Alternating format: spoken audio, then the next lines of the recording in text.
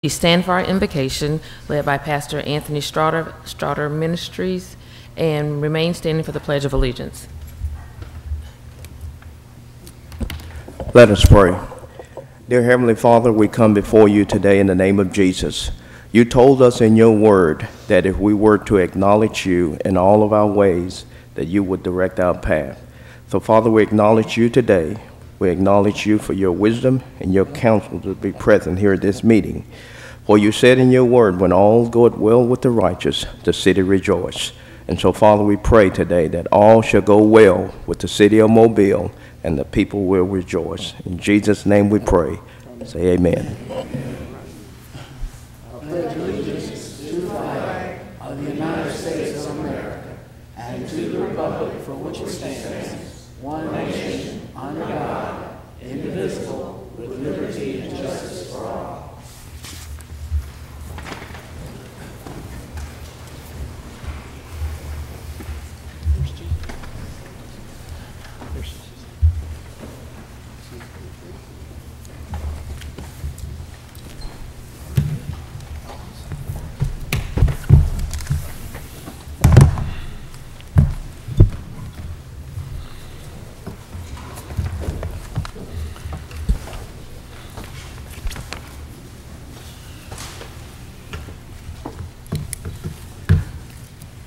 Roll call, Vice President Manzi. Here. Councilmember Richardson. Present. Councilmember Small. Here. Councilmember Williams. Councilmember Daves. Here. Councilmember Rich. Here. Councilmember Gregory. Here. Statement of rules. Good morning. Good morning. Good morning. The rules of the council are quite simple. We ask first that you would turn off or silence all electronic devices before or upon entering the council meeting. Any person desiring to address the council must sign in indicating the resolution, ordinance, or public hearing agenda item before entering the meeting, and when addressing the council, we ask that you clearly state both your name and your address. Any person desiring to speak to the council on a non-agenda item must contact the city clerk's office no later than 2 p.m. on the Thursday preceding the council member in which you'd like to speak. The subject must pertain to City of Mobile business. Any person who has not given proper notice to the clerk's office and wishes to speak on a non-agenda item will not be allowed to address the council. Each speaker is allotted 5 minutes. A bell will sound to indicate the end of 4 minutes, and you'll have 1 minute for making any summary comments. The second bell indicates that your time has elapsed, and we ask that you would take your seat. When addressing the council, there is to be no personal address to any individual council member. All statements are to be made to me, the chair, who will recognize any council member who wishes to respond. To maintain decorum, there will be no undue applause and or public outcry during the course of the council meeting. I'd like to make a couple of announcements. The first announcement is for those who might be here to speak one way or the other on the South Alabama agenda item, the letter of intent. We will not be voting on that agenda item today. The earliest that we probably will take that item up will be the July 30th council meeting. So if anyone here that would like to, that have come today to speak specifically on that item, while we'll certainly listen to everything you'd want to offer today, we won't be voting on that item any earlier than July the 30th. Next, we're going to ask that we take we're going to hear all the speakers for public hearings in its regular order. But any speaker who signed up for a non-agenda item, we're going to ask that presentation be made, or an agenda item.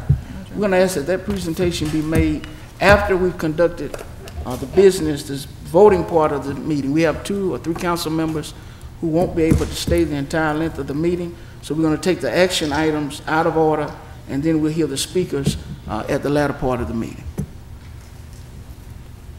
Approval of minutes of July 3rd. So moved. Second. Properly motion and second. Any discussion? If not, all in favor? Aye. Opposed? Minutes are approved. Communications from the mayor's office. The mayor sends his greetings and no communications further. Thank you. Adoption of the We agenda. have a presentation from Oh, we have a, okay. Resolution? Okay. Yes.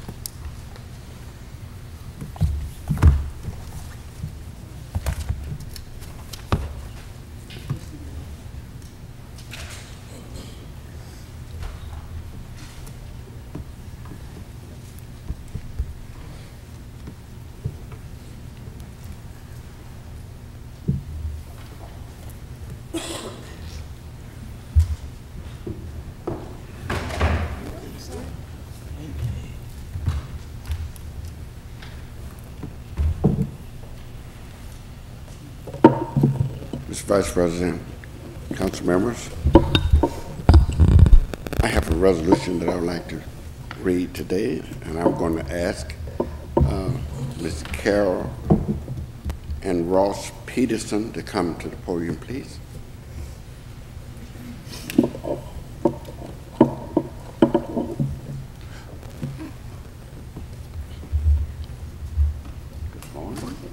Glad to have you all.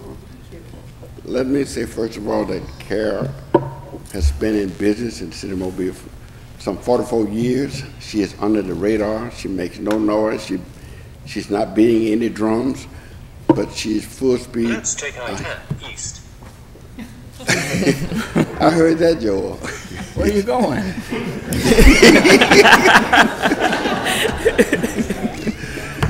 She is full speed East. She's full speed ahead in selling Mobile. She is working hard to make Mobile the best that it can be. So, Joe, let me know when you got it. I've never been very good with technology. Well, I can tell you the button that says OFF will probably cut it off, Joe. Just saying, just saying. So, for all that you all have done for the city of Mobile in the last 44 years, I want to issue a proclamation to you all based on your service to the city of Mobile. And it reads thusly: whereas Mrs. Carol Peterson is being honored as Mobile's Goodwill Ambassador for 44 years on Tuesday, July the 10th, 2018, during the Mobile City Council meeting, and whereas she has been a resident of the city of Mobile, residents of Mobile since moving from Chicago in 1974 and currently resides in District 1. Yeah. All right. Regular. Whereas she has been a resident of Mobile since moving, whereas in 1976, Ms. Peterson opened a bus touring business, Great Line of Mobile, to make Mobile a destination city, which was renamed Bay City Conventions and Tours, Inc. in 2004. Whereas her company's distinction solution is Alabama premier destination management company and Mobile's only full-service destination management company, which provides comprehensive meeting planning and destination management service in coastal Alabama that can handle details and expertise for an entire event and to ensure a successful function. And whereas Bay City Conventions and Tours, Inc. offers not only traditional transportation service, but a gallery of groups, individuals, sightseeing tours from historic Mobile tours, USS Alabama Memorial Park tours, ghost tours. I'm going on that ghost tour. Ghost tours, Mobile mystery dinners, casino trips, theme parties, to year-round festivals and celebrations. Now, therefore, I, Frederick D. Richardson, Jr., Council Member of District 1, along with the Mayor and members of the City Council, do by proclaim Tuesday, July the 10th, as Mrs. Carol Peterson Day all over the city of Mobile. And the only reason I say that because I don't have the authority to declare your day all over the nation, all over the state, all over the county, every river, hill, molehill. But I do have the authority to declare this day, your day, all over the city of Mobile.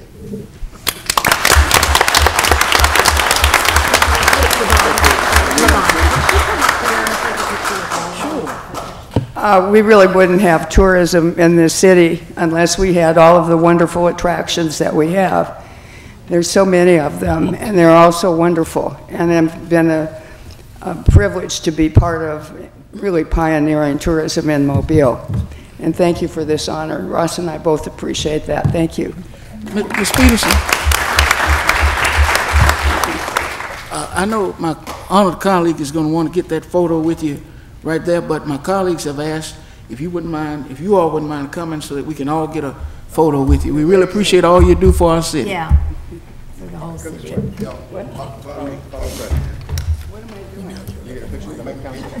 whole entire council.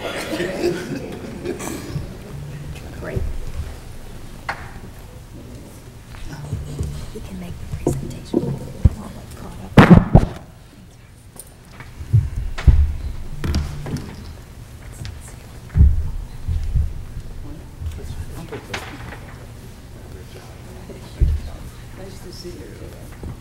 Turn this way. Why don't y'all get in the middle, Fred? Okay. Let's get Carol. Yeah, you get it. There, you say, yeah, look around. You in the middle. Well, I'm so tall, I'm high, you know?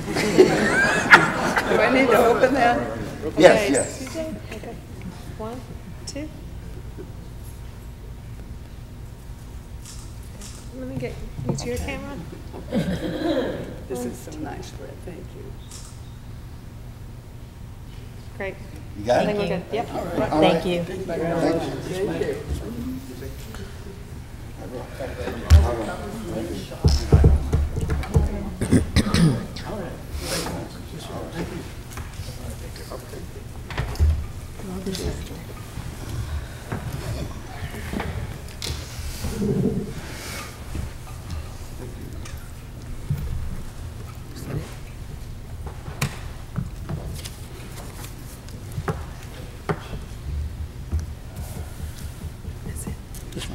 Adoption of the agenda. So moved. Second. Proper motion, I have an amendment to make to the agenda. yes, sir. I move that we move presentations of petitions and other communications to the council to the end of the agenda. Second. Been properly motion and second, any discussion? If not, all in favor? Aye. Opposed? Appeals, we have request for a waiver of the noise ordinance on November 17th in Cathedral Park, September 1st and September 8th on Burtonwood Drive. So moved. Second. Properly motion and second, any discussion? If not, all in favor? Aye. Opposed? Public hearings, today is the public hearing to determine if the structures at 2448 Carrington Drive, 2449 Carrington Drive are public nuisances in ordering them demolished, and if the structure at Carrington Drive number 171161 is a public nuisance in order it demolished. 2760 Barksdale Drive North and 2903 Frederick Street are public nuisances in ordering them demolished. Is there, Pardon me, Speaker. That were two. Did we cover both of those appeals? You called both of them out? I called all of them. Okay. is there anyone here that would like to speak during the public hearings for the announced addresses here? This is your opportunity. Anyone that would like to speak relative to these addresses and there being a public nuisance in order demolished? Mr. Dolphin.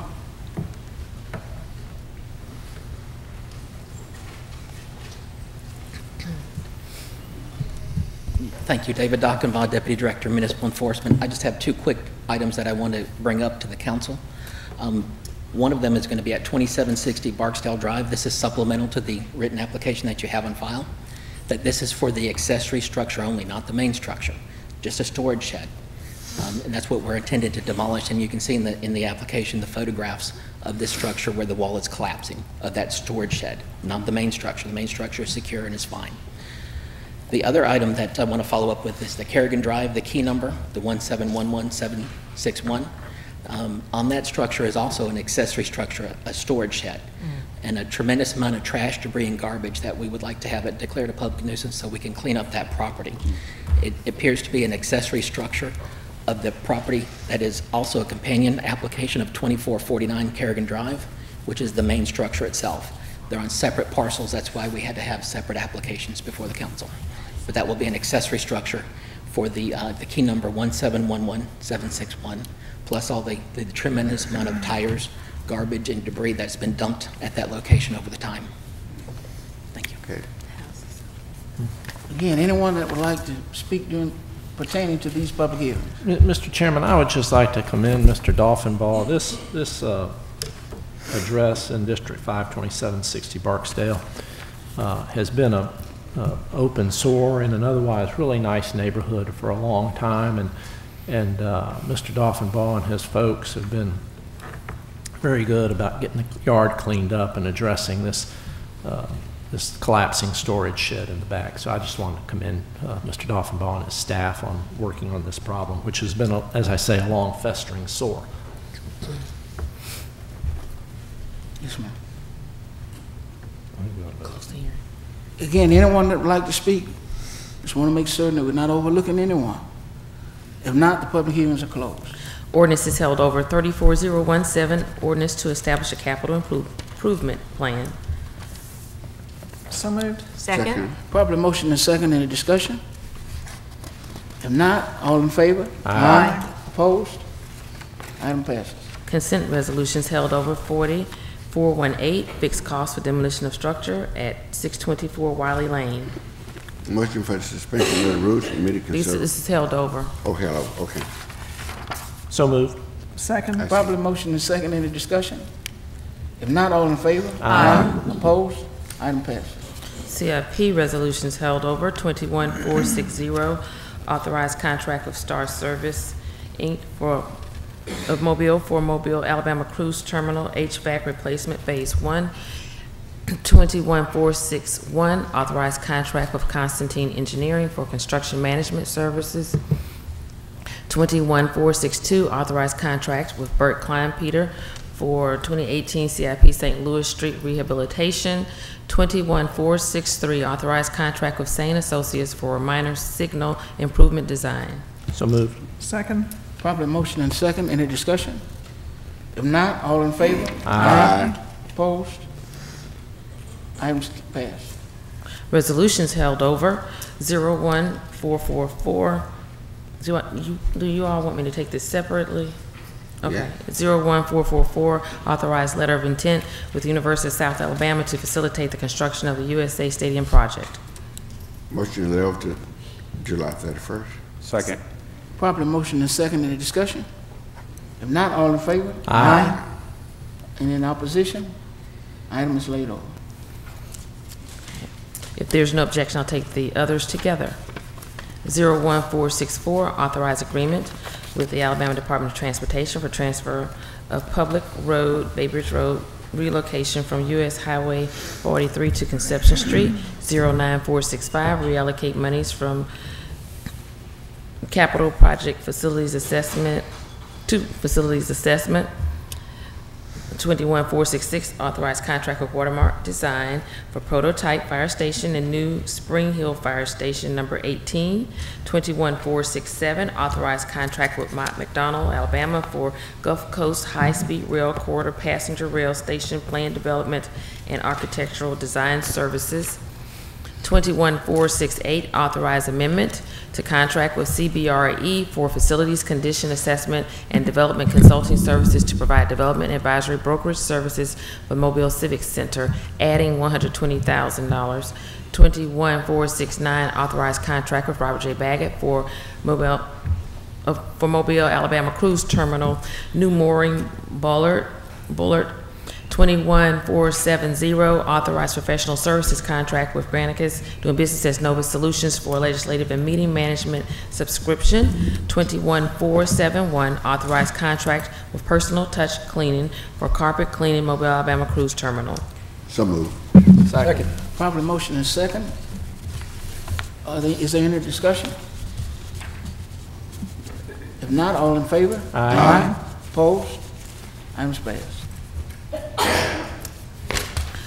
Ordinance is being introduced for the first time. 65018, By council rules, this ordinance will lay over for 1 week. consent resolutions being introduced. 37472 through 58479. Motion to suspend the rules for immediate consideration of resolution 37472 through 58479. Second. Properly motion and second, any discussion? If not, all in favor? Aye. Opposed? 37472, recommend approval to the ABC Board for issuance of a special retail more than 30 days license for Sylvia's on South Royal Street. So moved. Second. Properly motion and second, any discussion? If not, all in favor? Aye. Opposed? Item passes. 40, 473, 474, 475, 476, and 477 are declaring the structures at 2448 Carrington Drive to 2449 Carrington Drive, key number 1711761 to 2760 Barksdale Drive North, and 2903 Frederick Street, public nuisances, and ordering them demolished. 58478 and 58479 are authorizing removal of weeds and assessing costs for removal of weeds, groups 1580 and 1573. So move. Second. Properly motion and second, any discussion? If not, all in favor? Aye. Opposed? Items passed. CIP resolutions being introduced, 21480. Motion to suspend the rules for immediate consideration of resolution 21480. Second. Properly motion and second, any discussion? If not, all in favor? Aye. Opposed? 21480, authorized contract of Hutchison, Moore and Roush for Sam Stotts Park drainage repairs. So move. Second. Any discussion? If not, all in favor? Aye. Opposed? Item passes.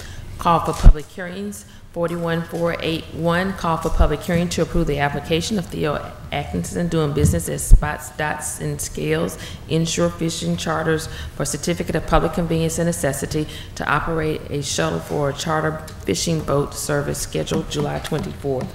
So move. Second. Properly motion and second, any discussion? If not, all in favor? Aye. Opposed? Public hearing is called. Presentation of petitions and other communications to the council. Mr. Chairman, if I might, Yes, ma'am. before we get into this, could we call on Mr. Peavy to give us the update on garbage and trash? That would be fine. I know that's a subject everyone is interested in.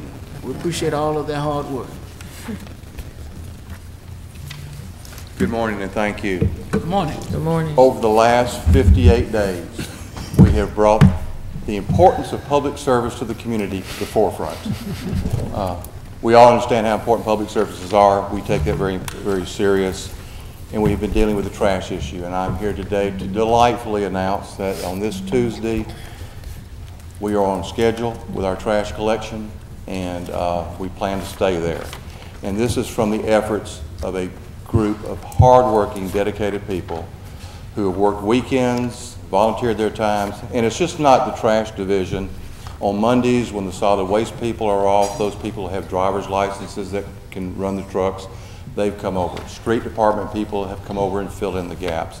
So it's been a combined effort of Public Works, and they are to be congratulated. And unfortunately, this happened for a lot of reasons, and none of it is because of the employees. It was weather, it was holidays, it was a new director, various issues, and they have rallied, and I apologize to you and certainly to the mayor for all the calls and the inconveniences that you have received, but we do want to thank the public.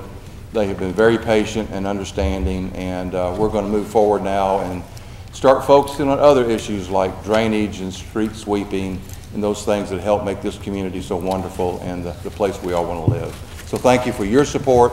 I'll also add that the money that you so generously allocated for us to kind of use as a buffer to catch up with, we did not use but a very small fraction of it. This was all done internally with these fine people that we have working for us. And the recent job fair has now given us a pool of people that we can draw from to fill in the vacancies that we had. So we'll be staffed, and I don't foresee that we'll have this problem in the future. But thank you again for your support, and certainly for the mayor, because he's been incredibly patient with us on this also. So thank you. Thanks, John. Yes, ma'am. Presentation of petitions and other communications to the council. Candace Houston. Yeah, Madam Clerk, I think she had a bug, but we have the DJ Dirty Dan, which is the same company or same affiliate. He's present, and she couldn't talk. So.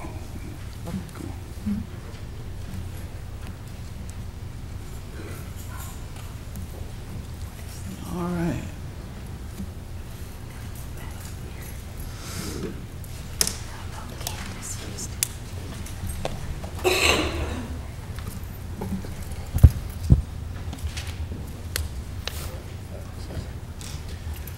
All right, guys, how's it going? I'm Eric Cole, and I'm with the Opportunity for Entertainers, also with MOB Music Fest. And to you guys out there, this Friday through Sunday.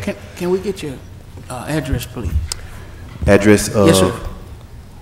Your address? Is 1111 East I-65 Service Road South.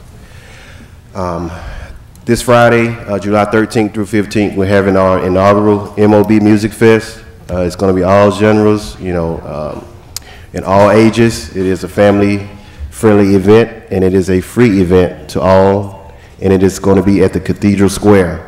And we just want to tell the City Council we appreciate you guys' support. It doesn't go unnoticed, and we put this thing on to celebrate performing arts of the city. And we've got a lot of artists down here, and they need a platform, and exposure is the key. That's one of the reasons why this first one is free to everybody, so everybody can come out. Please come out, guys. Cathedral Square, and it's going to be a big success. We're going to have a lot of big bands out there with big followings. So for more information and for merchandising, and also for VIP experience passes, please see www.mobmusicfest.com. Thanks. Thank you. How everybody doing? Good morning. How you doing? All right. So his part was to introduce MOB Music Fest. We're celebrating performing arts. This is the inaugural MOB Music Fest this weekend. But it started on yesterday. We kicked off the 11th annual Alabama Hip Hop Week. All about culture, community, and bringing families together and promoting hip hop throughout the state of Alabama and the city of Mobile. First, I'd like to say thank y'all for y'all support.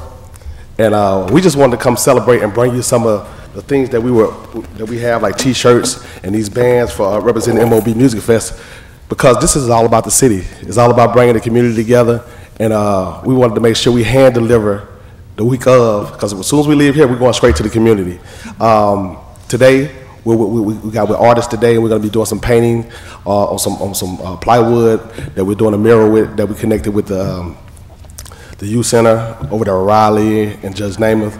So we're gonna be doing that today, but on tomorrow, I'd like to invite all the city council men and women out to James Seal Community Center, where we're doing a youth summit and a community fair. And what the youth summit is about talking to kids about what's going on, the dangers that are happening in the community, and just giving them some knowledge about small businesses and careers.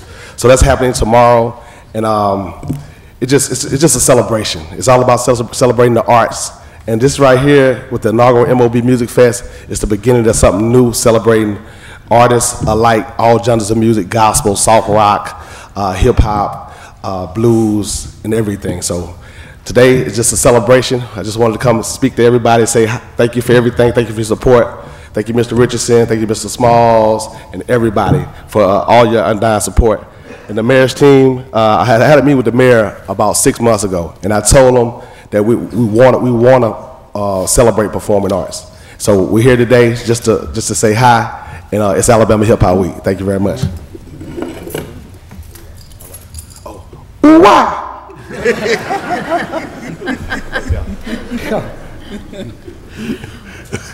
Baltimore. For the ones who do not know, that's his signature on 93 BLS. All right. DJ Dirty Dan. If you weren't awake, you are now. Exactly. Good morning. Good morning. My name is Walter Moore. I live at 411 Chin Street, Mobile, Alabama 36610. I'm in District 2. I was finna say Africa Town, but I'm in Magazine Point, Alabama. Yes, sir. I'm here for this morning. Point out a couple of issues that we have in our neighborhood. Back in 2013, I called 311. You had a procedure you had to go through. I called 311 about a ditch by my house. They said they clean it every 18 months. I said, well, okay, that's a year and a half. I can wait because there's something need to be done. For the snakes in the bushes. So I'm gonna move ahead. 5 years done passed. So I called the other day, 311. They said, oh, yeah, we remember. You got your RO number? And my RO number is 702-941. She said, it's been 5 years. I said, yes. Well, I'll pull your file and give it to the attention to the supervisor. I said, well, then you don't have to worry about me calling no more. And I'm through with it because you owe at least about 2 cleaning out there in Africa Town. I mean Magazine Point. So that's one of the issues that I wanted to get out there. And the second issue is about the overgrown lots. And you won't believe that I have 25 lots that really need cleaning. I want to call them all off if it's okay. I don't have an issue with it. Okay. We can start at 414 Chin Street, 483 Chin Street, 474 Chin Street, 472 Chin Street, 464 Chin Street, 462 Chin Street, 460 Chin Street, 458 Chin Street, 456 Chin Street, 412 Chin Street, 410 Chin Street, 408 Chin Street, 406 Chin Street, 404 Chin Street, 354 Chin Street, 365 Chin Street, 367 Chin Street, 401 Chin Street, and the city property is 429 Chin Street, 453 Chin Street, 457 Chin Street, 459 Chin Street, 461 Chin Street, 469 Chin Street, and 481 Chin Street. And then I want to elaborate on, we have 3 burnt houses on Chin Street that need attention bad for the rats, the snakes, and debris and other activity going on. The 3 houses are 414 Chin Street, 365 Chin Street, and 367 Chin Street. If the city can come out and barricade it or do something. I think when they burn it, they just put up the yellow tape and then it just forgotten. Okay, the third thing is on my list about trees over power lines. And God forbid that we have a hurricane. And what I want to get to is I called 311 and they sent Alabama Power out. And Alabama Power cut the south side, but they didn't cut the north side. Because I went out there and I asked the guy, I said, you gonna cut the north side? He said, yeah, we'll get to it. So I went in and grabbed me a cup of coffee and come back out. He was gone. So I said, a couple days later, I said, let me call 311 again. So they sent the forest department out. So I went out, you called? I said, yeah, I called. So when I talked to the guy, I said, really, the north side needs cutting real bad, man. And he said, yeah, it looked like it. And what else wrong? I said, stand right here in the middle of the street. I said, now look at the end of the street. Do you see the end of the street?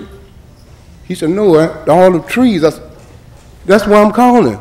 We need all the trees cut back, if you guys could. So they did a job, and that was it. It wasn't about nothing. God forbid. Then another thing on my agenda is the potholes. And the potholes, I called 311 about it. And water was coming out of one of them, so they sent Mobile Water out. And Mobile Water dug in, and I guess they cut off a valve or something. And then, I'm not sure, I'm not gonna tell the story wrong, but somebody come out and put a barricade up. And God forbid, you know how long that barricade been there? Another 4 or 5 years. It's just sitting there. The flasher is not even working. People have to stop. It's a speed hump right there by on Chin Street. See what that address is. I think it's right there by 465 or 365 Chin Street. They have to stop and let one traffic by and the other one go by. Okay, I got 1 more minute. Okay, let me skip on down. About the potholes. The whole street is dilapidated. I guess because some of the trucks that come trying to find Kimberly Clark, and they come. Mr. Moore? Yes, sir. Your time has expired.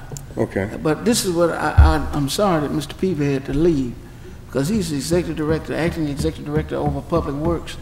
We're going to get all of those addresses that you've reported to us today turned into the 311 system and to his office.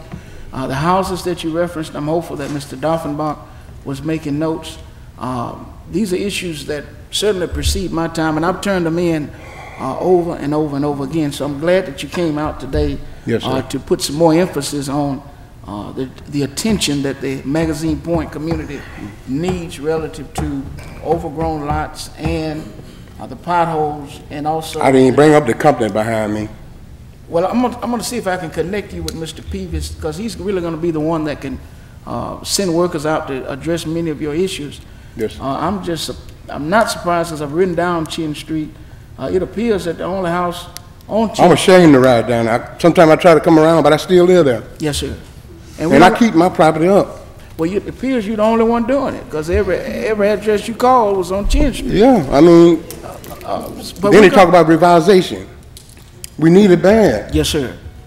Well, I'm going to get you with Mr. Peavy, get all those issues submitted again, and also with Mr. Doffenbach, and hopefully we can see some progress. Can I come back probably next week for another 5 minutes? You're certainly welcome to do so. Thank you. Yes, sir. And you guys have a blessed day. You do the same. Thank you. Thank you for coming. Mr. Vice President. Yes, sir. I'd like to thank Mr. Moore for coming down. Some of the things that he addressed is an issue not just in District 2, but also in District 3. 311 is a valuable tool. Believe it or not, when the citizens call us, we have to turn around and contact 311 also. I go to many community action group meetings. Most times I attend all of them. And I hear the citizens say 311 is good. And I also hear some citizens say, well, Mr. Moore is stating this morning that 5 years, is no answer, no results. I had called 311 several times on different addresses, and they said, well, this being in the system for 5 years, let me turn back around and contact a supervisor. Matter of fact, I have a constituent in the audience right now, Ms. Rodriguez. She had several incidents like that. I would like to request from the administration that they do an audit through the SROs to see are they current, because we have some SRO city issues that's out there just sitting with no answers for the citizens. So I would like to request that the administration do an audit through 311 of SRO numbers and make sure that they are up to date. Thank you. Mr. Vice President. Richardson. I would venture to say that the only reason Mr. Moore is down here is because he has called 311 and he got no response. I wrote the mayor and asked him what is the appeal process when a citizen calls 311 and they don't get the problems resolved. I got no response. So I'm here to tell you that the administration, Mayor Stimpson and his administration is in charge of all blight all over the city, not the city council. The only reason you can, if someone had answered your problems, you wouldn't even be down here. So let me give you another number. Don't call 311 number. You didn't get no response. 208-7800. That's the mayor's office. That's your appeal. You don't appeal to the council. There's nothing we can do about blight. Call his office. 208-7800. Read off your list. One more thing, Mr. Vice President. Mr. Small? Mr. Moore also stated that he has a hole in the street and wasn't too sure if it's city or is it Mobile Water. I have the same thing that's going on in District 3 on Washington Avenue, where there has been a hole even before I took council. And I constantly have to call and call and call. And what I don't understand is that we do have city inspectors and city employees that ride around. And I'd like to ask the administration some kind of way, if you can stretch to the employees, if they see different issues that's going on, in the middle of the street or a bunch of houses on one street that is blighted, just to go ahead and report it. Because again, I mean, they're using city gas, they're using city vehicles, I mean, they're riding around. Go ahead and just report it. I don't understand why a city employee can ride up and down Washington Avenue or Chin Street and other streets and just don't sit and report it. I mean, if I had the power to address that to the employees and tell them, I would, but that's not my job, But I would like to address the administration and ask them if that's something they can really just look into. Thank you. Thank you. Thank you again for coming down, Mr. Moore. Thank you. Reverend Joseph Rembert.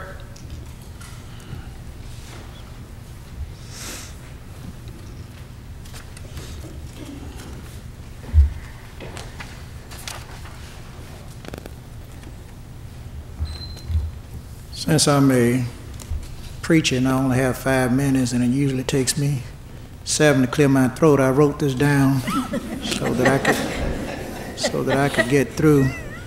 I thank this honorable city council for permitting me to speak for a few minutes. Forgive me for not being sure what is on today's agenda. Reverend, can we get your address, please? Oh, I'm sorry. Yes, 375 Hillcrest. And I've been here, I just got here, so I don't know whether it's Road Street, but I'll find out. Yes, sir. However, there has been much discussion and serious debate relative to the fate of Ladd-Peebles Stadium, which was originally called Ladd Memorial Stadium. According to what I consider reliable sources, believe it or not, on the internet, the stadium was built as a memorial in honor of Mr. Ernest F. Ladd, a banking magnate who inspired others. The stadium was built 70 years ago with private funding from a banker who wanted to establish a permanent honor for Mr. Ladd. The stadium was almost 50 years old in 1997 when the city spent $8.1 million in renovations to the stadium that added the skyboxes with 120 seats for the VIPs who would attend games. In 2008, about the time football at the University of South Alabama got its start, another $2.1 million in renovations took place, giving the University of South Alabama a great place to win and lose football games.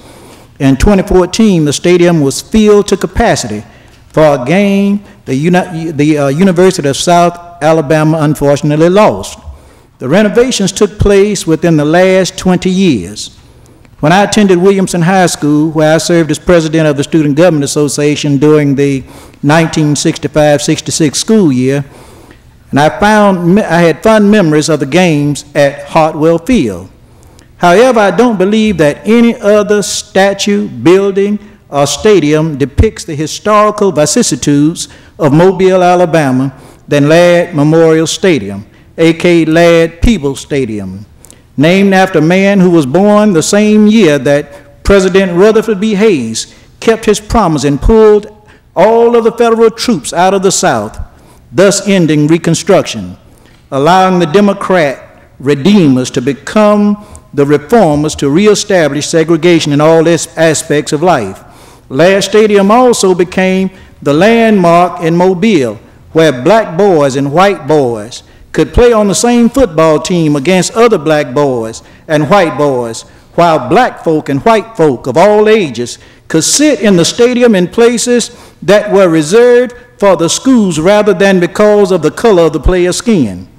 It is a stadium where Mrs. Johnny Cash, Elvis Presley, and other music superstars performed there. President Donald Trump would not have appointed his second nominee to the U.S. Supreme Court if he had not gotten his fledgling campaign jump-started at Ladd Stadium.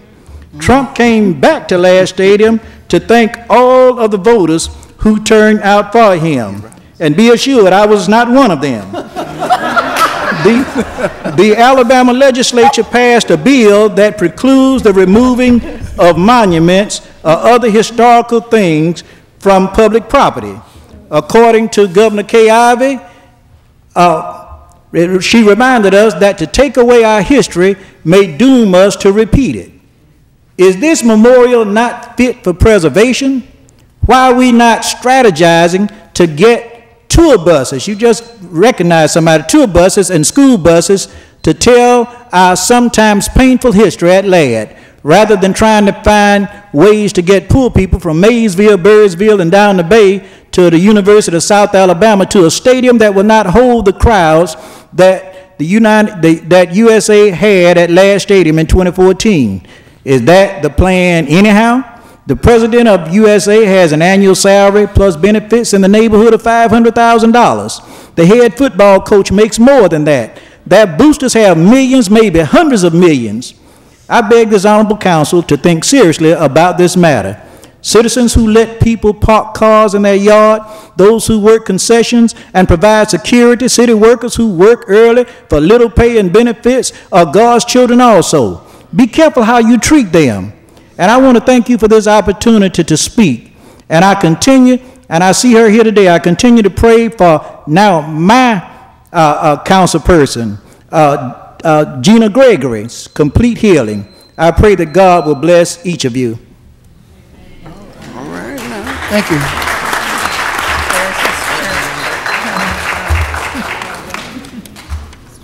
Cedric Miles.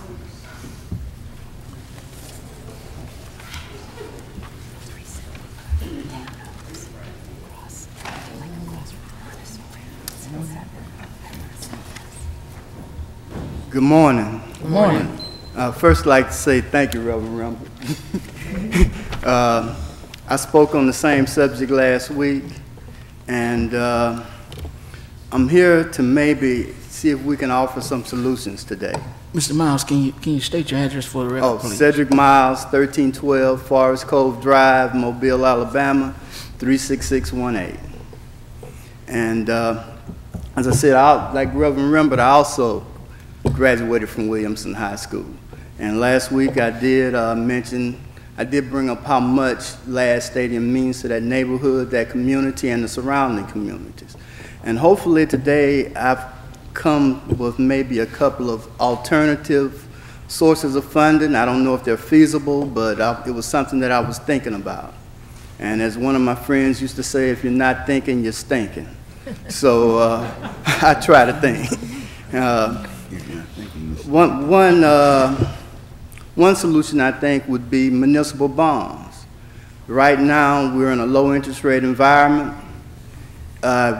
If South could maybe issue some municipal bonds, they could do it at a rate that may not be all that beneficial to the investors, but it would be beneficial to South in that they wouldn't have to pay the interest rates that they would have had to pay in the past.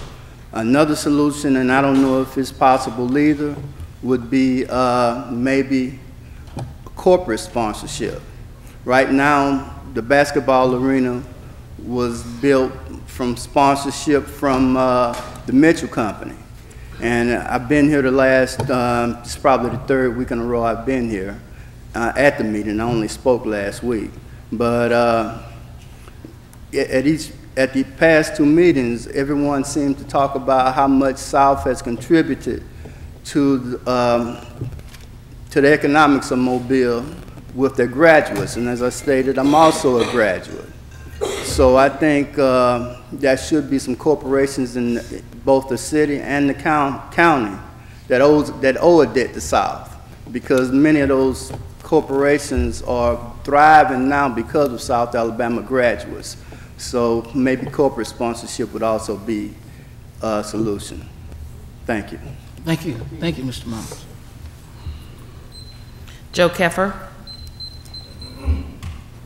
I don't believe he's here. Mark Bass. I don't believe he's here either.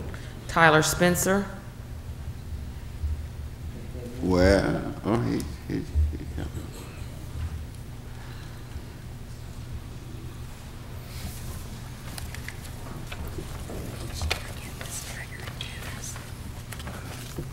Mr. Vice President, members of the council. Good morning. Ladies and gentlemen, good morning. My name is Tyler Spencer. I am 17 years of age. My address is 403 Marshall Street, Mobile, Alabama, 36603. And today I rise to bring to your attention a concern regarding parks and recreation policy. Various sources say that the policy forbids youth organizations from hosting parties at certain parks and recreation centers fearing that a hostile incident or something like that may break out. And I've been working in parks and recreation for the past 4 weeks, and in those 4 weeks of working, there hasn't been an incident that requires such actions to be put in place. So I'm asking, would anyone like to give me some insight on why such a decision was made? Let me get your last name again. Spencer. Mr. Spencer? Yes, sir. This issue has been brought to my attention, particularly last week. That is an administrative function, an administrative decision relative to how events are scheduled. From the administration, we have Mr. Paul West and our city attorney, Mr. Ricardo Woods. If you could connect with them, they would be the ones who would best be able to give you that insight. Thank you. But we appreciate you coming down and glad that you've had this experience to work in Parks and Rec. Thank you. Yes, sir. I also like to say to you, I appreciate you coming down. Make me feel good that young people are involved in government. Thank you, and keep up what you're doing. Thank you. And you also look good, too.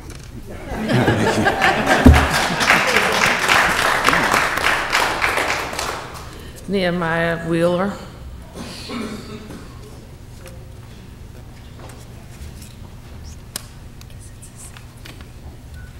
Okay, Nehemiah's coming.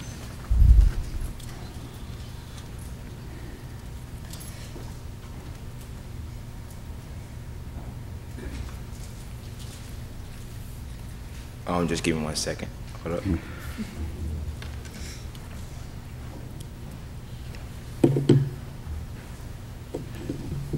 Okay.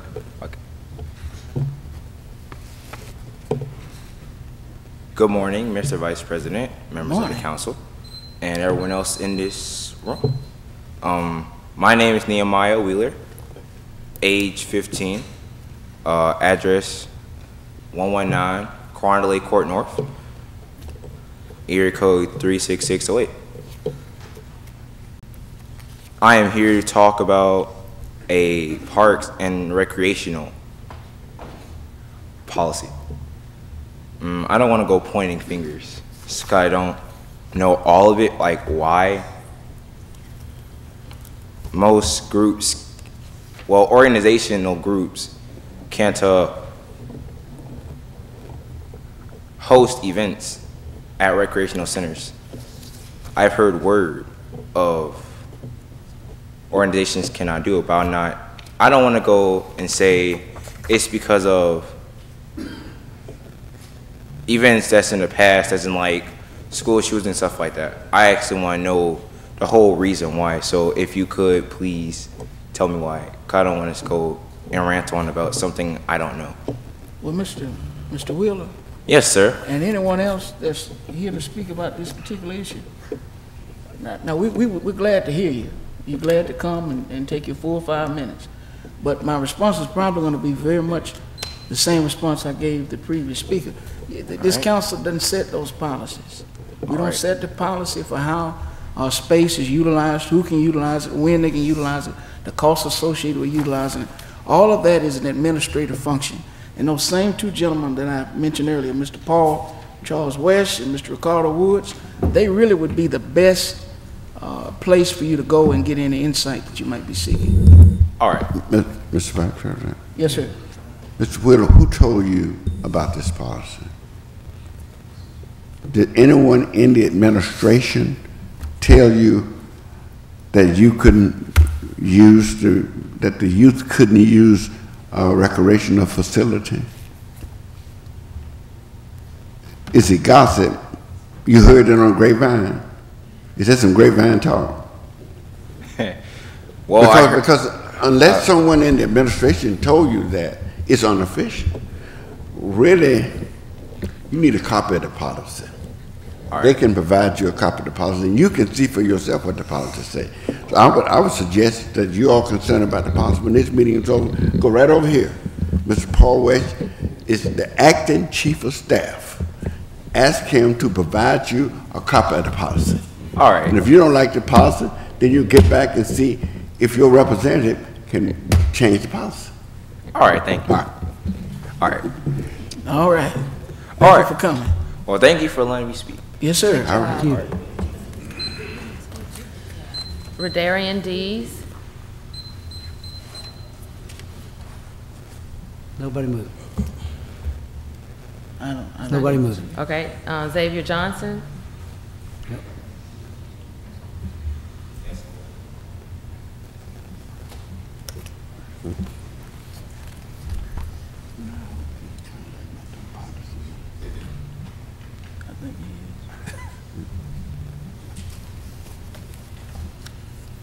I'm just so encouraged to see these young people being active in government. Let's give them a big round.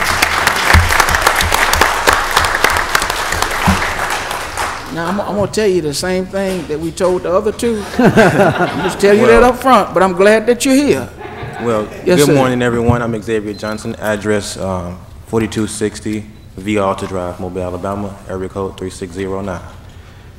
I'm Xavier Johnson. I'm speaking on the Parks and Recreation, but I just want to say that I think it's time for a different perception on how we see one another as far as between adults and adolescents. It's important to start now a great path for the future and the trust bond that allow adolescents of the city to be able to understand, for the adolescents of the city to be able to express themselves positively with the understanding that we can all have fun and be positive and affect the community in a positive way. And the enjoyment to spread love, joy, and peace and all come together to be one forever. I said, let the church say amen. Amen. All right. That's all. Thank you. All right now. Sound like Al Green, love and happiness. Reggie Hill.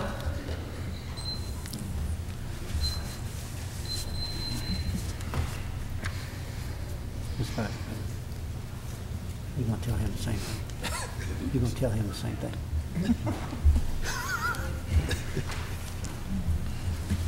Mr. Chairman. Yes, sir. Members of the council, to the administration, citizens, stakeholders of the city of Mobile, good morning. Good morning. Reggie Hill, 1007 Center Street. Before I begin, I want to express my gratitude to the city clerk's office. A lot of people don't know the work that they do behind the scenes to prepare us, even the citizens, in getting towards our meetings and knowing what's on the agenda as well as how to approach the council and administration for our concerns. And so I just want to extend my gratitude to them. I too rise today to speak on a concern with Parks and Recreation policy.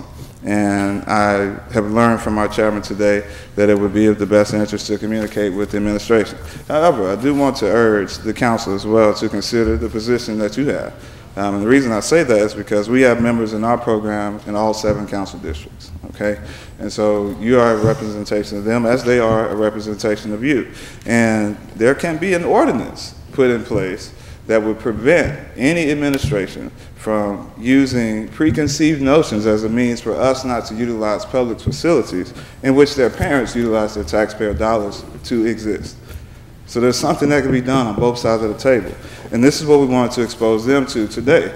We want them to understand the municipal policy, how it works, and how both sides of the government can collectively work together. These young people have been in the community thoroughly, working extremely hard. The first at a lot of things in this community, the only ones at a lot of things in this community. And we want to be able to show them that they can be rewarded for their good work. The next thing is also this. If we want to move our city forward as being the safest city in the country, we cannot put laws in place that prevent it. Let's just look at the idea of many of the things that people may do behind the scenes. They may not do them in public because they're worried about a punishment, but they may do them behind the scenes because that's what we're not having a difference between right and wrong.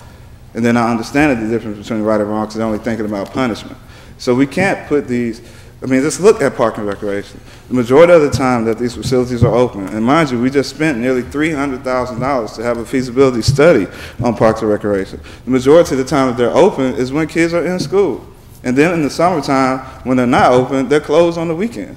So it's not that we're trying to be in opposition to our municipal leaders. We want them to see the insight of the young people, what they're experiencing on a daily basis, and how we can't allow rhetoric and verbiage to prevent us from moving the city forward. They will eventually be the leaders. They will be the in-front stakeholders. So that means if they're not prepared now, all of this work that we're doing will be in vain. I commend the administration, but especially the external work that's being done on our facilities. We've had a long overdue facelift that needs to happen, and it's been in place. I commend the City Council for moving CIP resources forward so that we can even implement what needs to be done on the internal part of these facilities. But we have to look at programming now and actually allowing it to be utilized for an opportunity for us to move the city forward. So again, we're thankful for the opportunity to speak and share our thoughts, but if we're going to do something that progresses the city, born to celebrate, We have to open the doors and allow us to be able to do that. So thank you for your time. We will communicate with the administration, but as well, we also will communicate with the council, because we would love to know that even if something cannot be done administratively, we can put an ordinance in place that will prevent our young people from moving forward. Thank you so much. Mr. Vice President. Yes, sir. Mr. Richardson. Mr. Hill, during the hours that our facilities, recreational facilities, are open, have you made an application to use one of the recreational facilities? Well, yes, sir. This is actually the incident that occurred even to why we're speaking today. We went to reserve a facility for a new member's presentation. And did they turn you down? Well, they told us that we can't host teen events Did you file, I don't care what they said, did you file an application to use a facility? Yes, sir. We have to submit a letter of intent, and so then we submit the letter of intent. Did you get something back in writing? Oh, no, saying sir. that you were denied? No, sir. Okay, that's all I want to ask you. I want to ask Mr. West, Paul, a number of calls, I know for a fact that a number of calls have been made to the city clerk's office requesting a copy of the policy regarding the recreation centers. They keep the law down, they don't keep policies in the city clerk's office. Will you mail the city clerk a copy of the policy regarding recreation centers, and she can send you all that policy? Yes, sir. Mr. Richardson, I have actually, while we're sitting here, requested a copy of the written policy. Okay. Thank you. I have that. Okay. Thank you. Mr. Vice President, Mr. I also would like to say to Mr. Hill, if it was such thing, if the council could create an ordinance, what you're talking about, if we could, if it was any such thing, guess what? We can't enforce it. The administration has to enforce it. So it still would be the same thing, just for your knowledge. Thank you. And I want to encourage and applaud Mr. Hill for his hard work with all of these young men through his effort, and his ministry is having impact. And I'm encouraged by what I'm hearing from these young people, and we just want to let you know that it's the administration. And I know a lot of people say that that's an easy out for a council member, to just throw it on the mayor's administration and say that we have no responsibility. It's not an easy out, it's the way the law works. They create policy, we enact laws, and it would work much more smoother if you were to dialogue with them so that the internal policy can be changed, because like Councilman Small just referenced, we could pass an ordinance all day long. We have no power of enforcement. And so I'm hopeful. Have you had an opportunity to talk with anyone in the mayor's office relative to the policy change? Well, I know that both parties have made attempts to speak with each other before, but I'm hoping that we can move forward and actually have that conversation. But have you talked with them specifically about? No, I reached out to speak on this specifically, but I'm waiting to hear back. So I'm hoping that after today, we will be able to have that conversation. Okay. Well, you don't have to wait no longer. He's sitting right there. Yeah, he's over there. He's not going to run. He's not going nowhere. He'll be here. Thank you. Thank y'all. Yes, sir. Ann Davis.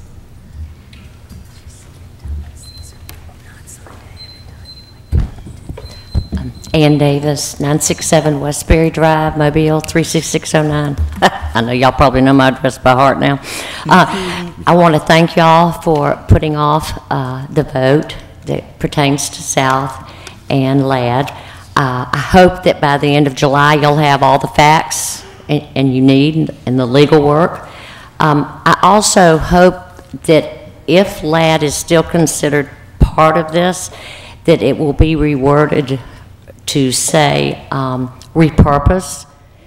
If it is found in the next couple of years that Ladd does need to be demolished and repurposed, so be it.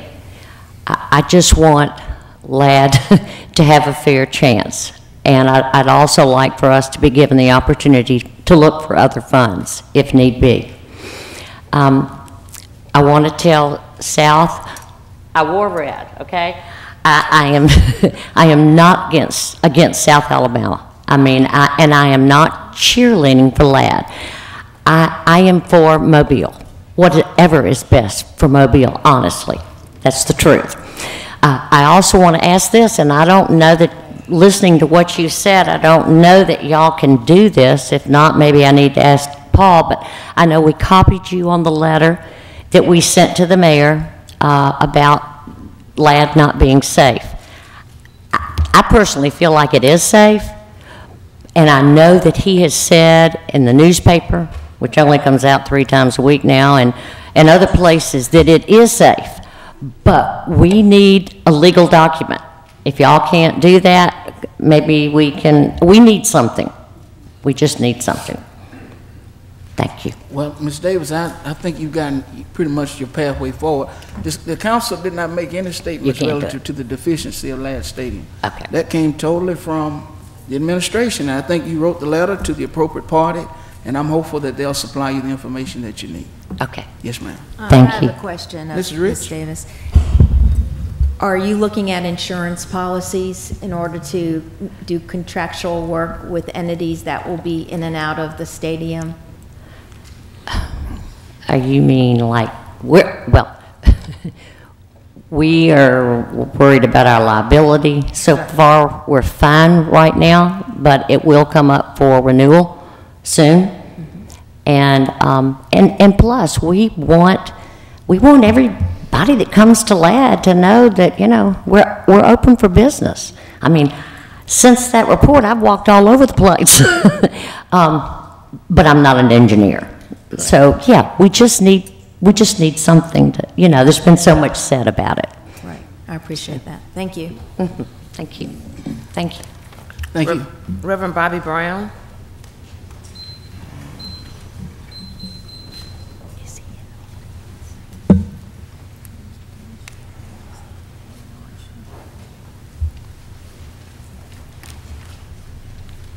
Good morning. Good morning. I'm Reverend Robert Earl, the real Bobby Brown, and I reside at 3651 Winlock Court.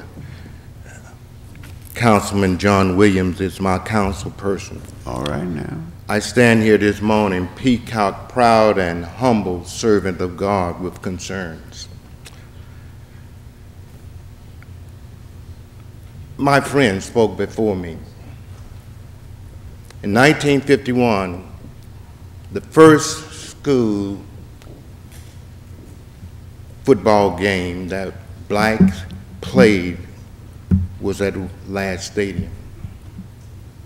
The stadium didn't have the opportunity for black kids to play football. Before then, we played at Harwood Field. After a hurricane came and there was damages that tore Harwood Field down and became just what it was named, a field.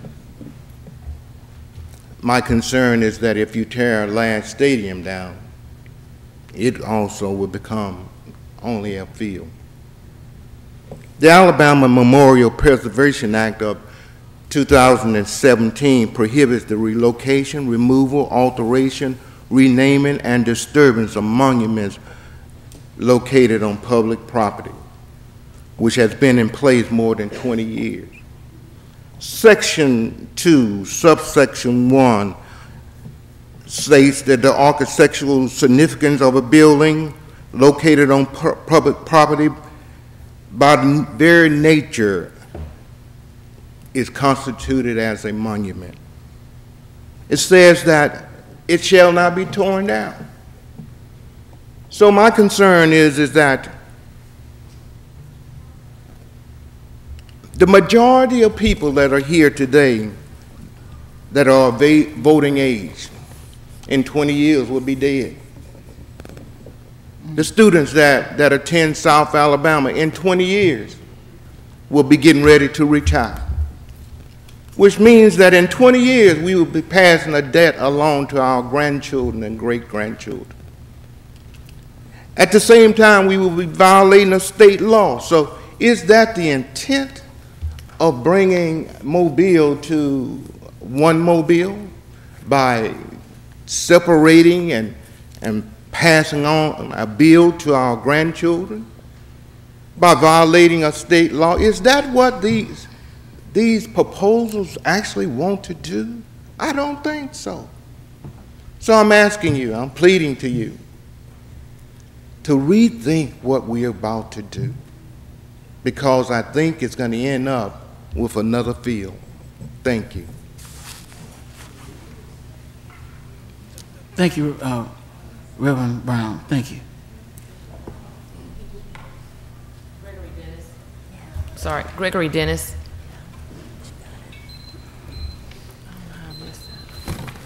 Good morning. My name Morning. is Gregory Dennis. My address is 5919 Warrenwood Drive. This is my third week addressing Hillsdale Heights subdivision infrastructure issues, such as the streets being washed out, sinkholes, drain holes, and gutters in need of cleaning and repairs. We also have issues with the University of South Alabama officials failing to be a good neighbor, failing to properly maintain USA-owned property in Hillsdale. University of South Alabama President Dr. Wardrop, Vice President Dr. Smith, and other USA officials has failed to respond to these issues. Dr. Wardrop asked the mayor for help, and the mayor responded, supporting USA's request for $10 million for a football stadium. However, the Mayor Simpson has failed to respond to any of Hillsdale Heights resident issues. Gina Gregory, our city council person, has taken the lead in campaigning for $10 million for USA football stadium. Yet, our council person has failed to respond to Hillsdale Heights issues. It clearly appears their goal is to push the residents out of the neighborhood. This is supported by the city's failure to maintain the infrastructure and University of South Alabama officials' failure to maintain USA-owned property in the neighborhood. Last week, I asked the entire city council to help investigate the infrastructure issues in Hillsdale Heights and to investigate why the city was discriminating against the residents. Although the city council understood these concerns, they communicated their inability to assist, advising that only the mayor could perform these requests. Therefore, I contacted the mayor's office and requested his help again, and asked that they review the previous request I made for help on May 31st, 2018. I graduated from Spring Hill College. My wife is a graduate of USA. I couldn't imagine Spring Hill College officials being so unprofessional and disrespectful to the community, failing to respond to issues concerning their negligence. In an article, USA President Dr. Wardrop stated, "We are continuously working together to elevate USA, and this is not possible without the support of our entire South community." Dr. Wardrop, please be advised, the residents are continuously working to elevate Hillsdale Heights neighborhood, and this is not possible without the support of our entire neighborhood community, including USA. I'm extremely concerned with our government officials' behavior and feel our country is on the verge of collapsing. Our president that lies so much you can't believe nothing he say. We have a governor that asks the citizens of Alabama to vote for a candidate based solely on their party affiliation, directing them to overlook any character flaws. We have a mayor that fails to respond and properly address the employees' and citizens' concerns in the city.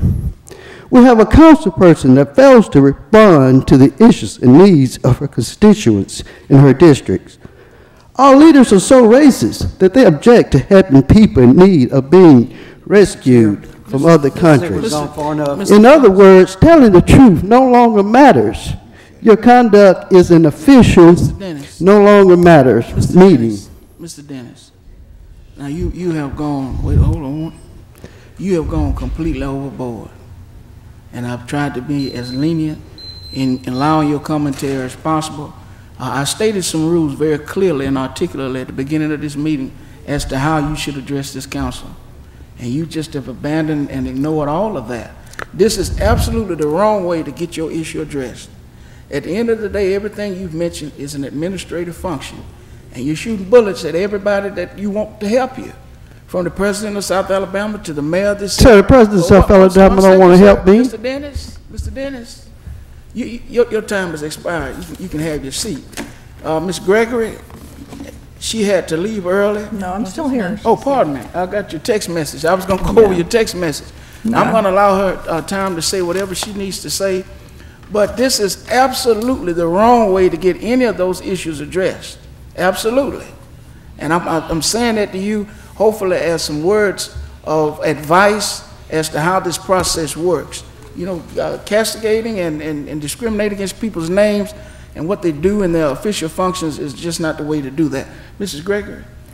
Thank you, Mr. Chairman. I did want to make sure to stay so that Mr. Dennis could speak, because I knew I would need to respond to him, and I'm sorry the mayor is not here, as John Peavy had to leave early as well. But Mr. Dennis, thank you for coming again. I know you have the heart of the community, and you were trying your best to make some changes. I know you also intend to revitalize the Hillsdale Heights Community Development Corporation, which I think is a great idea, so that all the residents can be a part of making improvements and talking about their concerns. I do want to talk about a couple of things. Mr. Dennis has called my office. He has emailed me, as well as copying the mayor and council members. But everything that he has sent in to us, we have put into the 311 system as what we have to do. I know it's been described here that if you call me about an issue, I have to turn around and call 311, which is exactly what we have done. Some of the issues that Mr. Dennis has brought to our attention, some specific addresses, are properties that are owned by the University of South Alabama, which the city has no authority over. The properties that he did bring to our attention that are city properties that we do have jurisdiction over, we have put into the system. We are sending inspectors out so that they can make reports and try to resolve the issues, whether it's a sinkhole, a washout, drainage, mowing, whatever it is. I know Mr. Peavy has also offered to drive the neighborhood with Mr. Dennis, and I hope you will take him up on that so that you can point out to him some specific things that are concerns that need to be resolved. And I think working with Mr. Peavy will bring about a lot quicker resolution to these issues, maybe than having to come and tell us again, Mr. Dennis, so I hope that you will take him up on that. As far as me leading the charge for anything with the University of South Alabama, I think it's that man that normally sits right there that is leading that charge. He has brought us the proposal. We've had one committee meeting, and some other district meetings are going to be held, so don't look at me as the one who's leading that charge. I also want to let everybody know, as Mr. Manzi has a community meeting set up for the people who live in and around Ladd Stadium, that I'm also planning a meeting for citizens in the Hillsdale community to talk about some details, how the proposed stadium, if and when it's built, will impact their neighborhoods. What kind of buffers can we expect? There will be noise, there will be lights, extra traffic. All of those things should be concerns, and we need to talk about those and get some details on what's to be expected. So those are things that are coming up. I do hope that answers some of your concerns, and please continue to work with me.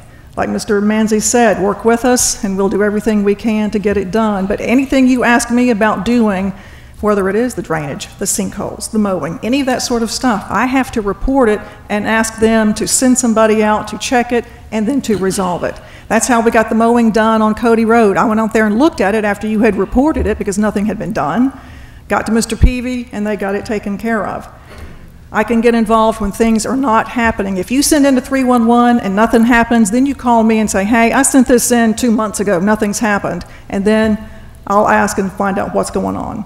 Some of the folks who've been in here have had things going on for 5 years, and that's ridiculous. We don't need to have that happen. And I really think that going forward with our Public Works Department that things will change, because John Peavy has been on the job and he knows the issues and he knows how to get some things done. So I'm really happy that he is helping us out with those sorts of issues. But at any rate, that's all I wanted to say. I'm glad I was able to stay through your remarks, and I appreciate you coming. Mr. Vice President. Mr. Richardson. Mr. Dennis raised the issue of race, and I want him to know that this council in the past and this city has been divided over the false notion of race. This council is not divided on that issue. you are sitting next to two ministers, and I just want to read one scripture from the Bible. Acts, the 17th chapter, in the 26th verse.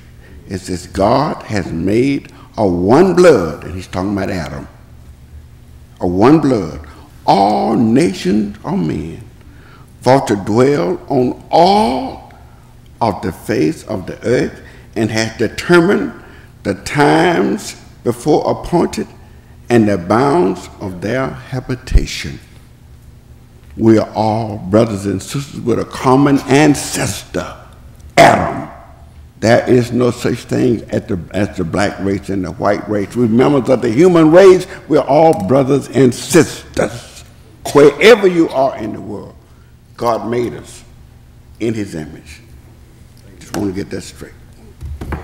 And I'd like to, because we've heard several issues about services in our communities, I think it's important for us to remember that we have a finite number of employees that can only do so much in the run of a day. In public services, these men and women have been working overtime in order to address the garbage and the trash issue, which takes them away from doing some of the other much needed work in our cities. In District 2, there are 19 distinct communities. So the issues that Mr. Dennis raised, the issues that Mr. Moore raised, those issues are going on across this city. And it's not exclusive to Mobile. Any metropolitan area is going to run into the same caliber of issues as you've brought to our attention the last 3 weeks, as Mr. Moore has brought to my attention over the last 4.5 years. It takes employees to do the work. It takes time for those employees to do it. And we ask for your continued patience. If you say nothing, if you don't report it to 311, then they don't know the issue needs to be addressed, don't know the issue needs to be handled. So I encourage Mr. Dennis and anyone else in District 2 or any of the other districts to utilize the 311 system. If that doesn't work, let us know so that we can be advocates on your behalf. But at the end of the day, the 7 of us, and there's some who will say, oh, he's scapegoating and wants to pass the buck. Well, this is what you can say. The 7 of us have one employee. One employee. I'm going to ask our employee to raise her hand. She's not going out cleaning one ditch. She's not going out fixing one drainage issue, because that's not her role. All of those other employees work under the authority and the purview of Mayor Sandy Stimpson. And it's our jobs to be advocates for you to the administration. Madam City Clerk. Timothy Hollis. How many more do we have? One more after Okay. Mr. Hollis. All right. Okay.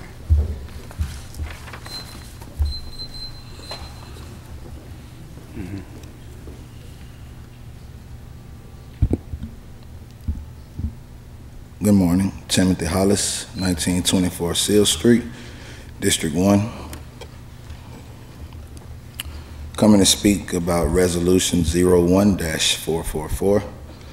I've been reading this letter of intent for about the last 3 weeks prior to me speaking 2 weeks ago, listing about the Monument Preservation Act, also mentioning the Historical Tax Credit Act as well, that the Council Vice President and our Mayor advocated for, feeling that Ladd Stadium falls within that threshold. I'm looking here in the recitals on the letter of intent where it says, whereas USA wishes to build a stadium with an anticipated seating capacity of 25,000 located on the USA campus in the city of Mobile, Alabama. We'll stop right there. We're anticipating, so that doesn't necessarily mean that we're even going to get 25,000 seats out of that stadium. That's more like we're estimating, we're guessing, we're hoping that we can do this. We say that we'll be able to keep the Reese's Senior Bowl. I find that hard to believe when years prior to today, the Senior Bowl committee was thinking about leaving Mobile and returning back to Jackson due to ticket sales, due to there not being enough people coming out to the venue. So if we're moving from a 37,000 venue to a 25,000 venue, wouldn't that create further issues with ticket sales? That's something that we should look at. We talk about that historic black colleges and universities will be able to continue their athletic games there on the campus of USA, as long as USA doesn't have anything scheduled that day. Well, who's to say that USA won't fill the slot up? Who's to say that they won't bar the historic black colleges from coming to their PWI and play a game there? So when we look at this, you can go through and get everybody who doesn't know where it is. It's an 8-page documentation on the city's website. You can read it just as I've read it. Educate yourself. My main thing is we talk about funding. We have not funded Ladd. Ladd is almost 70 years old, and it has only had $10 million worth of repairs done to it. Now we're talking about giving someone $10 million for the next 20 years when we've only given a city property $10 million in 69 years. I think that's irresponsible. You talk about funding. Well, I think that Ladd Stadium has a lot to do with our capital in Mobile. So the CIP funds could be somewhere that we could seek funds. We have 7 council districts. We already know that each council district gets $3 million a year. So I think every council person could put up $1 million a year until we can get Ladd Stadium back where it should be. All right. Ladd Stadium does not need to be repurposed. A repurposing of Ladd Stadium will only make it what someone came before me and said, just a field. It will no longer be a memorial. It will no longer be a monument. I played a 1999 park championship in that stadium and won it. I've coached football at high school levels for the last 10 years in that stadium. That stadium means more to this entire city than it does to our administrators. Most of our administrators went to private schools, so they never played at Ladd, so they don't understand the significance that it holds in the community. Getting ready to close out, I think it's irresponsible as well, knowing that we're talking about moving an airport downtown. Why would we have the airport downtown when everybody already flies into downtown to come to Mobile, to come to that's the only place where we can land the big 747s. That's the only place where the private jets go to. That's where Nick Saban and everybody else and all the NFL coaches land their stadiums. I've worked out there at Brooklyn, so I know what's going on. We have all our hotels down here. This is the entertainment district. This is the central business district. Why would we move away from the central business district? How can we ask our tourists to park in downtown Mobile and drive all the way out to West Mobile? That doesn't make sense. So, City Council, please take time and think this over.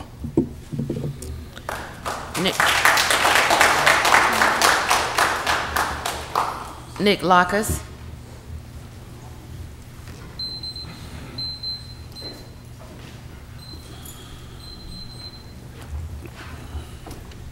Thank you, members of the council. Nick Lockus, 6913 Providence Estates, here to speak about the stadium and the letter of intent.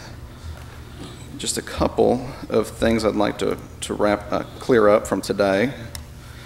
I was hoping Ms. Ann Davis would stay. She mentioned repurposing, and I would direct you to the letter of intent that it says already in there on part 3.10 that when we give $2.5 million, in addition, to not being involved with it, that it does not. This letter of intent does not mention a destruction or demolition anywhere in it. So I just want to be clear about that. The proposal, again, like I said, we're for the $10 million, we're giving $2.5 back. Y'all decide what to do with it. So it's technically really $7.5 million, right? To address a couple other concerns, seats, the anticipated, well, we anticipate when this proposal is approved, that's what we're anticipating, but the stadium will be 25,000 with room for 700 standing, and it has the capacity to be added on to 32 and 40,000. The Senior Bowl has publicly declared that they are okay with the 25,000 seat initial stadium. And they publicly stated that they will play at our stadium if we build it.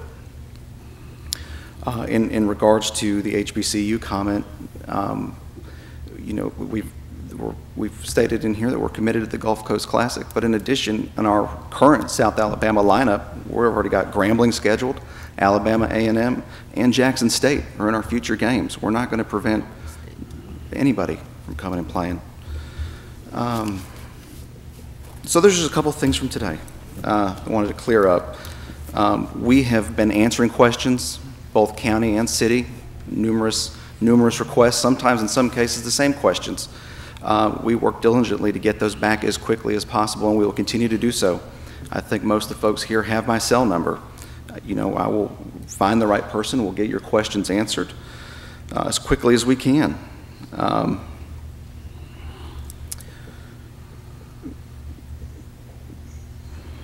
We look forward to the community meeting with you, Mr. Manzi, on the 23rd.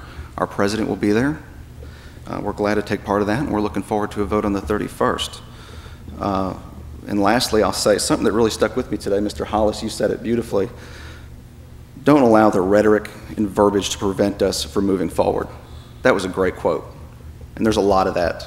We have given the information we stated over and over again. We can only help and only do so much, and we're glad to do it. I'm here to help. Let me give you the information you need. Thank you. Any questions? I have a question. Mrs. Rich? Thank you. Thank you for your time. Absolutely. Nick, in my newsletter, and I appreciated your criticism or your commentary after you read the newsletter. I appreciate you even reading the newsletter. I love your newsletter.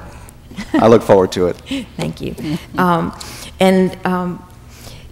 I made a statement because I missed last week's meeting due to a family visit, but I did get the speech which you were kind enough to send to me, and I saw like a redirection of the request that came through to the city, and that has not changed. You're still asking for the council or for the city to program $10 million, with that being over a 20-year period for $500,000 a year. Now, let me understand, because I thought that meant that the stadium is between 70 and say 75 million, we'll just round it off to that, and that South was going to bond for the entire amount, and then the city would pay annually towards that bonded indebtedness. We wouldn't be a member of that bond, or we would not be, it would not be held against our indebtedness, but that you would expect every year $500,000, which then you would be paying down the note, a portion of the note. Is that correct? That statement is correct. Okay. Where my concern was is that it could be interpreted that it was paying the entire note. I'm going to make up some numbers here, okay? Let's make it easy math. We've got almost all the money in the current plans to make that bond payment. So just say that bond payment's $4 million. Mm-hmm. We're asking, we've got all of it except the $500,000 a year that we're asking for over the 20 years for that portion from the city. Mm-hmm. So that's where I think when we read there could be interpreted to say that we're asking the county to pay for that note, the entire note, yeah, when really it's just a very small portion of the note, towards the note. Okay. Yeah, yes, and I will correct that. I did get one other email. Out of all my readers, it might be that only 2 people read my email. But, and then I did talk to some other people, and they seemed to understand that the stadium was much more than 20 million. You know, if you were asking for 10 and 10. Yeah, so right, that would be a portion towards it. One of the things that I had asked early was private donations, and a lot of people asked me about this. Mm-hmm. If citizens or your end users know that the stadium is built with all public dollars, how do you anticipate that someone in the private sector would want to give any significant capital and be, you know, have some skin in the game, so to speak? So, a couple answers to that question. One is that we've been talking to various individuals, both individuals and companies, and they want to know that this project's moving forward, you know, first. And of course, we're putting in the majority of the money, and then of course the commitment from the city and county. So they're kind of waiting to see that, okay, were we breaking ground? All right, we're in. And then the second part I'd answer that is that even though we're funding most of it for that bond payment, we can offset some of that by naming the field, okay? Or you know how this works everywhere else. You have stadiums that are called Capital One Stadium or whatever they are. So there's individuals and companies that are interested. They just want to know that this is moving forward. Okay, and I get that part, and I guess because the letter of intent might be massaged or build more consensus among the council. If you do get those outside gifts and donations, why would you need the city's contribution? And could it be structured in such a way that with private donations, the city's match or the city's contribution? If you'd like, our finance VP is here, if you want me to have him down to answer that question. But I don't know, Scott, if that can just be revisited in the future. If someone came down today, some money from heaven came down and we just paid the thing off, well, then we're good. There's no need for a contribution. But that's not written into it now, so. But we don't have to, I just think these are things that I'm hearing from citizens. Right. The city has so much, and you can hear it just in the people that address us today. We have more than enough to take care of that only city government will take care of. Sure.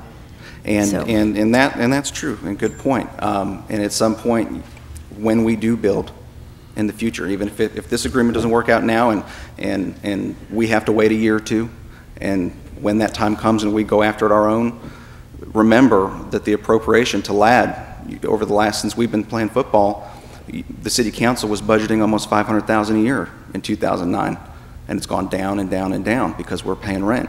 And when we do leave, y'all are responsible for that deficit, the deficit.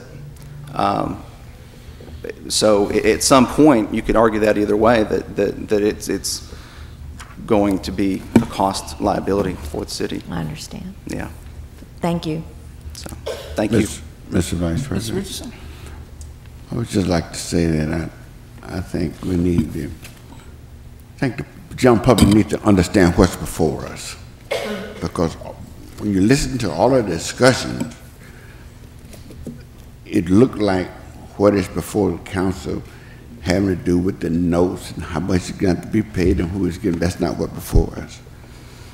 South Alabama would like to have from City of Mobile a letter of intent. That's all you all are asking. A letter of intent is non-binding. It is non-binding. From the letter of intent, we hope that the city and the South Alabama will come back and put on the council agenda a contract spelling out when we're going to pay this, what it's going to do, the whole thing. That's in the future. That's binding. What I ask today is why you all are working out all of the wordings for the contract, that our council vice president be a part of the negotiations. So when it comes back to us, we won't have to lay it over 2 or 3 more months with this, that, and the other to iron all of that out. All of you all are asking us today is give you a letter of intent, non-binding. Correct. Come back later on with a contract where you all get more information about what you're going to do, who's going to give it to you, how the stadium going to be, the whole thing. If y'all going to bring that back to us, what we vote on next time going to be the facts associated with the construction of the new stadium. We're going to worry everything about it, the size of it. We want to see some drawings about it. The council want to know, we don't want to invest in something that we believe not going anywhere. Y'all got to convince us this is plausible. That's what we're going to look for. That's not what before us today. You just want a letter of intent, and you're going to come back with a contract. That's right. Thank you, sir. Let me ask, everyone here that's concerned about Ladd Stadium, will you raise your hand? That's concerned about Ladd Stadium. That's my point exactly. I wish, and I'm going to say it until we agree to something or disagree, I wish that this had been 2 separate discussions. Because all of these people here, raise your hand again if you're concerned about Ladd. If they had not been commingled, we would not be in this quandary right now. And really, it's this commingling that has me in a very precarious situation as to how do I move forward. Because my downtown merchants have one opinion. My citizens and the stakeholders around Ladd Stadium have another opinion. And I'm hearing all of it. And I can't deny that I'm sensitive to what I'm hearing from the community. Instead of it having been two separate and distinguishable conversations where I guarantee you, everyone who was concerned about Ladd, how many of you want South to build a stadium? You want them to build one. You want them to have their own football stadium. Every last one of them want that. But we've tied this conversation up with Ladd, and it's causing all of this consternation in the community. That's exactly what has happened. And it's unfortunate that that's the road we took, because we would not have raised the antenna of any of these individuals. They want South to have whatever South wants, and I do too. But when you tied Ladd into it, you created a whole nother monster relative to this conversation. May I address that? Well, let me finish. And I'm having to deal with the monster because I got the folks in Maysville that own me, and I'm not running from the fact that I'm going to listen to the people in my community. I got the people who have invested millions of dollars into downtown, new hotels, new restaurants, new bars. They've invested all of that contingent on the status quo being the status quo. And so, and I know you all probably had nothing to do with that. This isn't me getting on South Alabama, but it's me being honest in saying that this road that we've decided to go down, that was decided for us to go down, has complicated this conversation. It really has.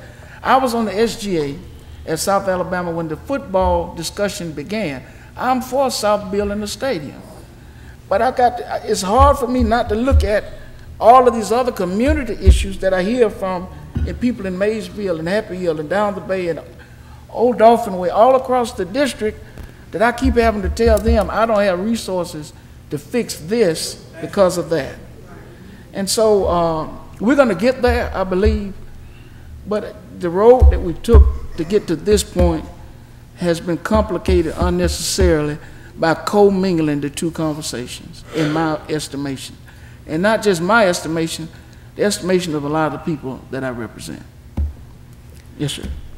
And I addressed that last week. That's absolutely correct. You're right on. For those of you that were here last week, and I'll address the citizens as well, South Alabama did not mingle these two together.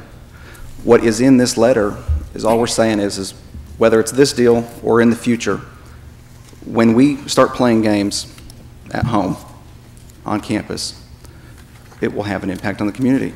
All right, so we're saying here's $2.5 million to help the community with whatever enhancements they would like to do with Ladd. If not, so be it. We don't have to.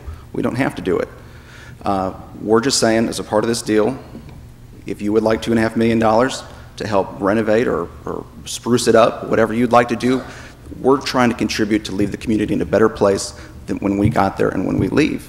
That's all this is. And we have been beating our drums that this is two separate issues. We are asking the city for support, for a small portion of support with our stadium. We'd like to contribute a little bit to what we've called our home stadium for the last 9 years. That's all. We are not, I want to be very clear, we are not a position of what should happen there. That's not our decision to make. That's yours. That's the community's.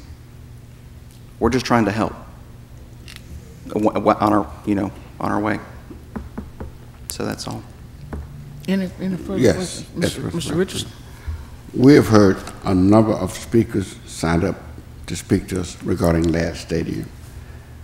And there is a common denominator between every speaker, and that is the demolition of Ladd Stadium.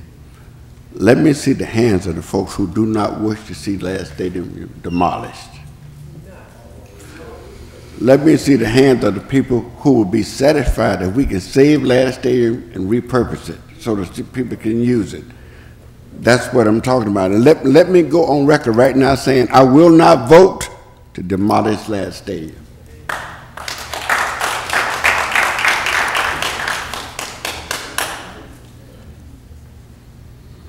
Anything else for me? I'm good. Thank you, Mr. Thank you so much. Yes, sir. Announcements? Mr. Small? Thank you, Vice President Manzi. Just a reminder to the citizens of District 3 this evening, I will be attending a couple of community action group meetings, Oakdale as well as Riverside Community Action Group. Oakdale will start at 5 o'clock at Smalls Mortuary on Broad Street, and Riverside Community Action Group will start at 6:30 this evening at the Riverside Baptist Church on Dolphin Island Parkway. Also remember District 3, you all will be receiving letters in about 2 weeks. We are having our back to school rally at the Pleasant Valley Shopping Center on August the 5th, which is a Sunday at 3 o'clock p.m., inviting all of the students in District 3 to please come out and enjoy the festivities right before school. And also on August the 20th, which is a Monday evening, and we will be having a District 3 meeting. We invited Mayor Sandy Stimpson, and also we invited Mr. Curry from the Airport Authority to answer some questions that the citizens have and potential of moving the airport to Brooklyn. That will be held at the Gilroy Elementary School at 6 o'clock p.m. on Monday, August the 20th, 2018. Thank you, Vice President Mancy. Mrs. Ritz? Oh, thank you very much. I just would like to let the administration know, and I will, excuse me, be delivering a letter to the mayor that the Hillcrest Coalition has met, and they have an answer back to the mayor. And so I'll be hand delivering it, and I look forward to having an opportunity to meet with the mayor at his earliest convenience to discuss their findings and their response to his initial letter. Thank you. Mr. Williams? Thank you very much. I just want to say thank you to everyone who has been involved in the dialogue.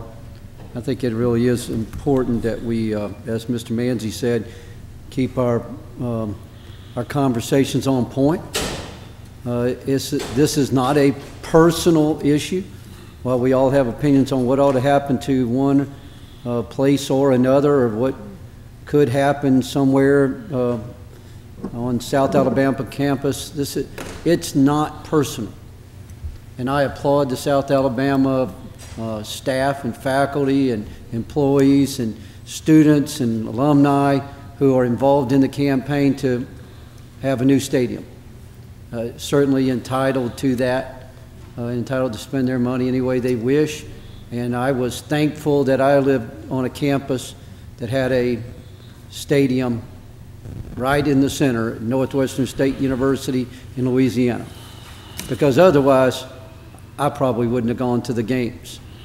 Wouldn't have been able to. I didn't have a car and when I did have a car, it wasn't running or full of gas all the time.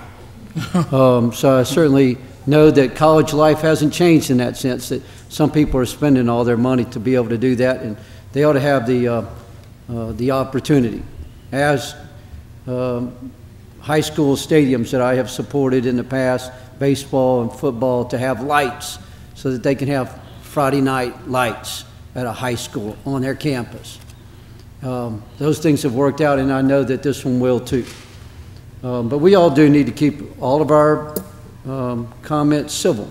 I think that's easier to live with once this is all done and we know the truth, and that is that the other side didn't hate us, and we probably can refrain from personal comments.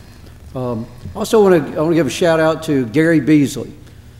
He has continued the American Legion 4th of July baseball tournament at Hank Aaron Stadium. It was started by a friend of mine and a firefighter here in Mobile named Jeff Beatty last year, brought American Legion baseball back to Mobile, Alabama. It is a great organization. It's that they have created. It has started with no money.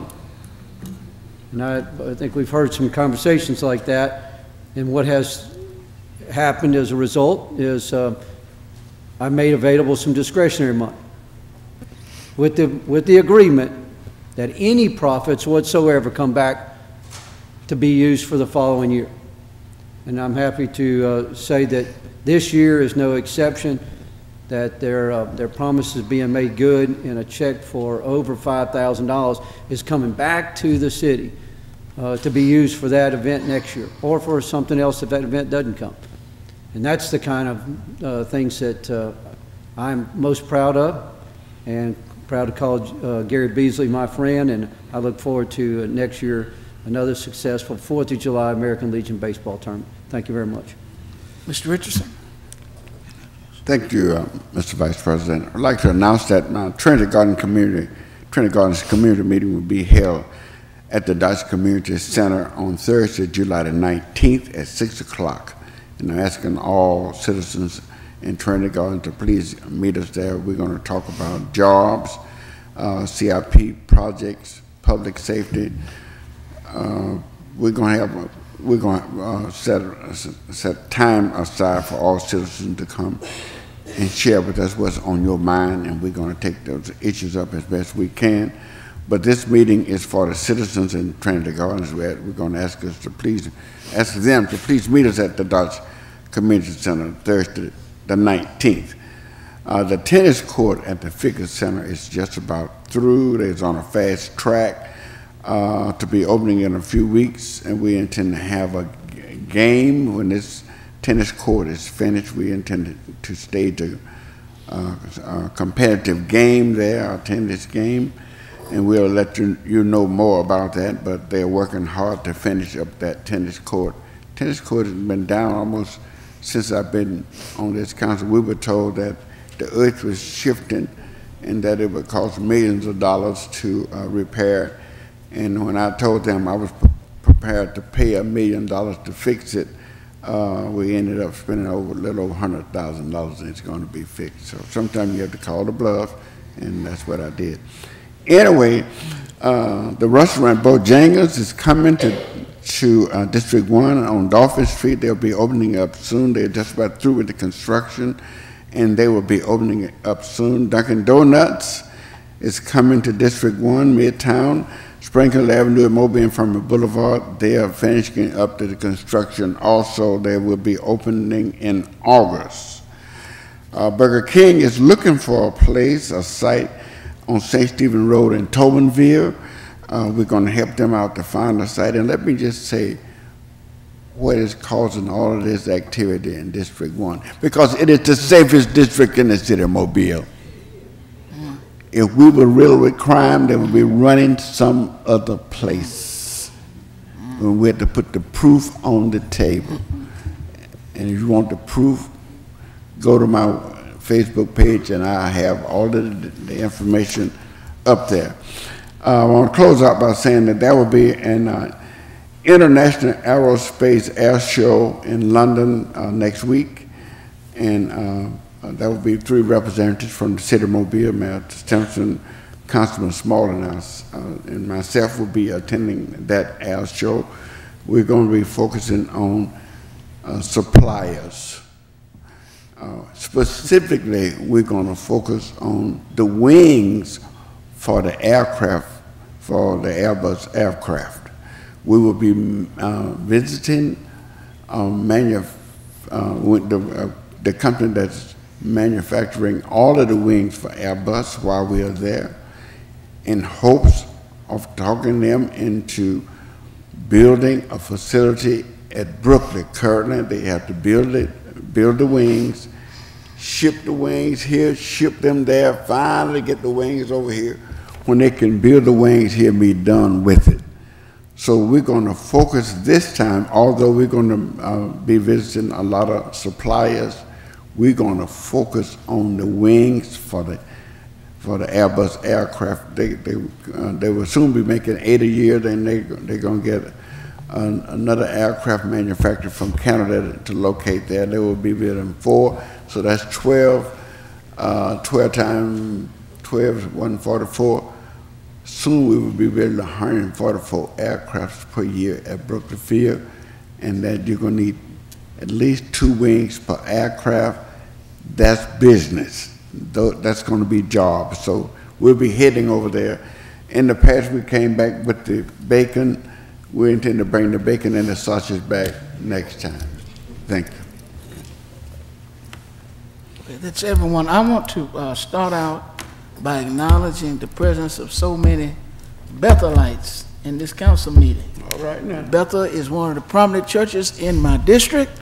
Their new pastor, Pastor Peppers, is here, and I just want to let the Bethelites know that the light is shining at this council meeting. Thank you for coming and for your interest at Bethel AME Church.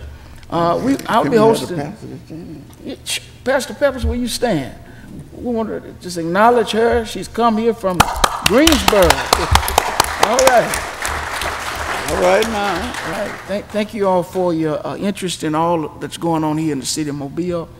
I'll be hosting a community meeting relative to Ladd Stadium on July the 23rd, 6 p.m. at the Williamson High School auditorium. July the 23rd, 6 p.m. at the Williamson High School auditorium. USA's president, Dr. Waldrop, has committed to being there. Dr. Erdman, the athletic director, has committed to being there. And most importantly, Mayor William Stimson has committed to being at this meeting so that he can address directly any questions or concerns or ideas that are presented at this particular meeting. Councilman Small it will be there as well. We share that area, and I know many in his community are very interested in the direction that we go in as a city. So that's, again, July the 23rd at 6 p.m. I'm so happy to hear Councilman Richardson read off about all these new businesses coming to his community. I just want to let y'all know that if all I did was read off the new businesses coming to District 2, I would have no time to talk about anything else. It is the educational, cultural, religious, financial hub of the city of Mobile. Just want to put that out there. Congratulations on all. Amen. Do I hear a motion? Any other announcements, rather? Second. Properly motion and second. Any discussion? Not? We're adjourned. All right.